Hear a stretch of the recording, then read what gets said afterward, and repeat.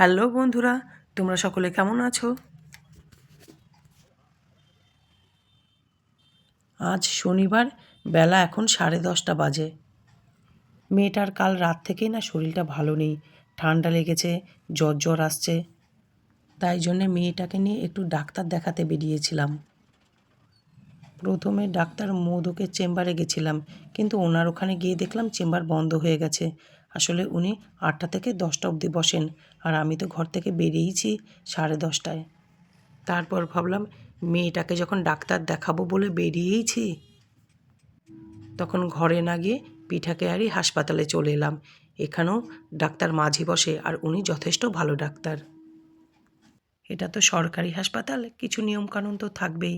এখানে ডাক্তার দেখাতে গেলে আগে কাউন্টার থেকে টিকিট কালেক্ট করতে হয়, তারপর গিয়ে লাইনে দাঁড়াতে হয়। এই বটগাছটা দেখো কত বিশাল, কত না পুরনো এই বটগাছ, কত না বয়স হবে এর। পুরো একটা পাশ না পুরো এই বটগাছটাই ছাওয়া দিয়ে যাচ্ছে, জানো তো। আমাদের টিকিট কালেক্ট করা হয়ে গেছে, এবার আমরা যাচ্ছি ডাক্তারের চেম্বারের দিকে। সরকারি হাসপাতাল হলে কি হবে, খুব বেশি নোংরা নেই, জানো তো। হয়তো অত ব্যবস্থা কিছু নেই, খুব ছোট হাসপাতাল, কিন্তু খুব যে নোংরা সেটাও নয় কিন্তু। আমাদের ডাক্তার দেখানো হয়ে গেছে, ওই একটু সর্দি জ্বর মতো হয়েছে। মেয়েকে ওষুধ দিয়ে দিয়েছে, আমরা বাইরের দোকান থেকে ওষুধ নিয়ে নেব। আমাদের ডাক্তার দেখানো হয়ে গেছে, আমরা এখন বাইরের দিকটাতে বসে আছি দুজনে। আমাদের এখন এখানে 5-7 মিনিট বসতে হবে, কারণ নরকটিদা আর একটা ভাড়া আনতে গেছে। ভাড়া মানে একটা বাচ্চাকে স্কুল থেকে আনতে গেছে, বাচ্চাটার স্কুল ছুটি হয়ে গেছে তাই। নরকুটিদা এসে গেছে। আমরা নরকুটিদার টোটোতে করে আগে বাড়ি যাব না, সুজিতদার দোকান থেকে আগে ওষুধ নিয়ে নেব মেয়ের, তারপর বাড়ি যাব। কারণ এখন যদি ওষুধটা বাড়ি যাওয়ার পথে না নিয়ে যাই না, দেরি হয়ে যাবে। আর বাড়ি থেকে না ওষুধ নিতে আসার মতো এখন কেউ নেই। ওর বাবা অফিসে, জামাইও ডিউটিতে।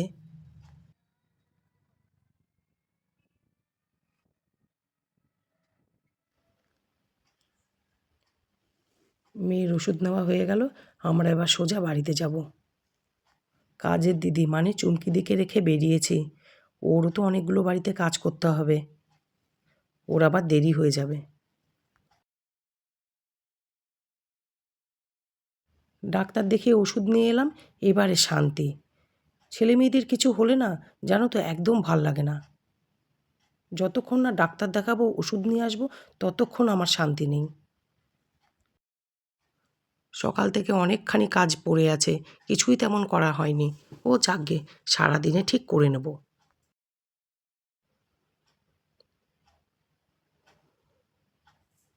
এখন সন্ধে 6:30 বাজে, আমি রাতের রান্না করছি। আজকে শনিবার, আর আমার ঘরে আজকে নিরামিষ হয়। দুপুরে ডাল আর আলু ভাজা করে ভাত খেয়ে নিয়েছিলাম, কারণ তাড়াহুড়ো করে না আর পেরে ওঠেনি। দুপুরের ডালের থেকে কিছুটা ডাল রয়ে গেছে, ভাত বসিয়ে দিলাম। আর এদিকে একটু আলু ফুলকপির পাতলা পাতলা তরকারি করে নিই, সাথে বেগুন ভাজা, আর খাওয়ার সময় কটা পাঁপড় ভেজে দেব। তাহলেই আজকে রাতটুকু হয়ে যাবে। কালকে আবার আমার আর মেয়ের পিকনিক আছে মল্লারের সাথে। আমরা পিকনিক করতে যাব বাথান বাড়িতে।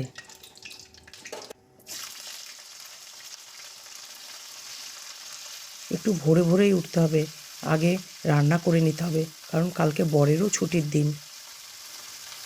ও তো দুপুরে ঘরে খাওয়া দাওয়া করবে, আর মা তো আছেই।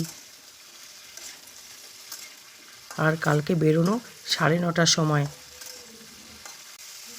মোবাইলে অ্যালার্ম দিয়ে রাখবো, সেই মতো সকাল সকাল উঠে আগে রান্নাটা করে নেব, তারপর চান করে পুজো করে রেডি হয়ে নেব।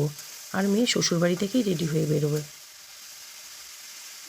ও গতকাল রাত থেকে আজকে সারাদিনই আমার কাছে ছিল, এই দুপুরের পরেই গেছে। বলল, মা এখন তো ঠিক আছে, আমি তাহলে শ্বশুরবাড়িতেই থাকি। আমি বললাম ঠিক আছে, শরীরটা যখন ঠিক আছে কোনো ব্যাপার না।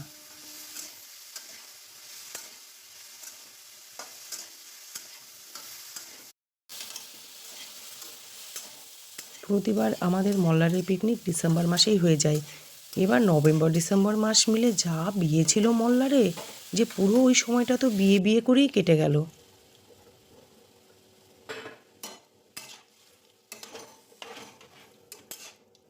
তারপরে দাদা আর রঞ্জনাদি গেলেন ব্যাঙ্গালোর মেয়ের কাছে। এই সকল কারণের জন্যই পিকনিকটা এবার লেট হয়েছে।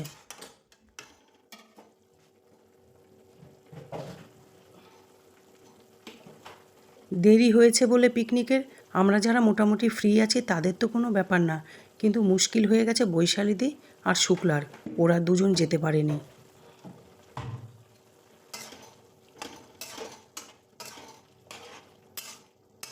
আর কয়েকটা দিন পরেই শুক্লার ছেলে সৌম্য দেবে 12 পরীক্ষা, আর বৈশালীদির মেয়ে গুবলু দেবে মাধ্যমিক পরীক্ষা।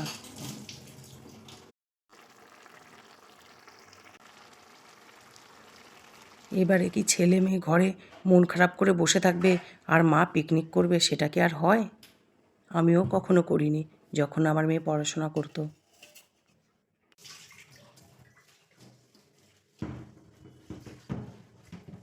গোটা বছর ধরে বাবার বাড়ি যেতাম না, কারণ মেয়ের পড়াশোনার ক্ষতি হবে তাই। ও যখন একটু বড় হলো, বুঝতে শিখলো, সবসময় আমাকে বলতো, মা তুমি যাও, আমি তো আছি, আমি পড়াশোনাও করে নেব, দিদিকেও দেখব, আর তাছাড়া বাবা তো আছে, দুজন মিলে ঠিক ম্যানেজ করে নেব। কিন্তু আমি কিছুতেই যেতে পারতাম না। আমার মেয়ে মানে ফুল, ও মামার বাড়ি যেতে এত ভালোবাসতো, আর ও পড়াশোনার জন্য যেতে পারতো না বেশি, আর আমি ওকে রেখে যাব, আনন্দ করব, সেটা আমি কিছুতেই করে উঠতে পারিনি। তাই আমার গোটা বছর ধরেই বাবার বাড়ি যাওয়া হতো না সেই সময়ে। আমি সত্যি কথা বলতে গেলে কি, ওকে ছাড়া কোথাও যাইনি আমি সেরকম। খুব দরকার পড়লে এক আধ দিন, যেমন আমার বাবা একবার অসুস্থ ছিল, হাসপাতালে দেখতে গেছি, বা আমার পাশে জেঠিমা মারা গেছে, তার কাজে গেছি, এরকম খুব দরকার পড়লেই আমি যেতাম। নইলে ওকে ছাড়া না আমি কোথাও যেতেই পারতাম না। আমি ওকে ছাড়া না একদম থাকতে পারি না। যখন ছোট ক্লাস ছিল তখন প্রবলেম হতো না, তখন তো যেতাম বছরে দুবার করে। কিন্তু যখন উঁচু ক্লাস হলো, যেমন ধরো মাধ্যমিক দিল, উচ্চ মাধ্যমিক দিল, তখন প্রবলেম হলো।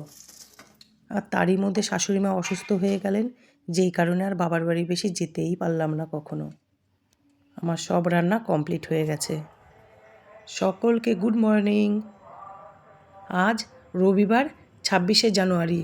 আমার সকল বন্ধুদের জানাই প্রজাতন্ত্র দিবসের শুভেচ্ছা, প্রীতি ও ভালোবাসা। এখন বেলা 9:30 বাজে, আর আমি সকল কাজ করে রেডি হয়ে গেছি। এক্ষুনি মেয়ে আসবে রেডি হয়ে শ্বশুরবাড়ি থেকে, তারপর আমি আর মেয়ে সুস্মিতাদির গাড়িতে করে পিকনিকে যাব। আর এই দেখো, কিছুদিন আগে বলছিলাম না আমাদের বাড়ির সামনেটা রেল লাইনের উপরে বাজার বসবে, দেখো পুরো রেল লাইন ধরে বাজার বসেছে। বাই, আবার দেখা হবে পরের ব্লগে।